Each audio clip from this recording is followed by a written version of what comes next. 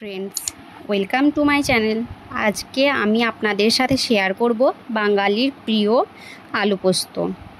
এর জন্য আমি কেটে নিচ্ছি কয়েকটা কাঁচা লঙ্কা। এরপর আমি কেটে নেব পেঁয়াজ। এরপর আমি টমেটোটা ভালোভাবে ধুয়ে কেটে নেব।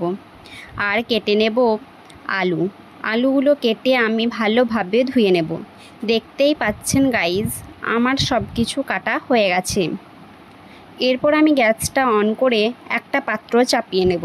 এতে দিয়ে দেব পরিমাণ মতো তেল গরম হয়ে এলে দিয়ে দেব কেটে রাখা পেঁয়াজ, চেরা কাঁচা লঙ্কা। পেঁয়াজটা লাল করে ভেজে নিয়ে দিয়ে দেব কেটে রাখা আলু। এতে দিয়ে দেব পরিমাণ মতো নুন আর সামান্য লঙ্কার গুঁড়ো। আলুটা ভালোভাবে নেড়ে নেব। আলুটা ভাজতে ভাজতে দিয়ে দেব ধনেপাতা, এতে গন্ধ ভালো বের হয়। এরপর আলুটা জল দিয়ে 10 থেকে 15 মিনিট ভেজে নেব।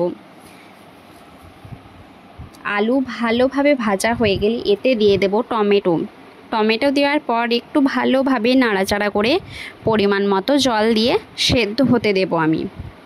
দেখতেই পাচ্ছেন আলুটা ভালোভাবে সেদ্ধ হয়ে গেছে।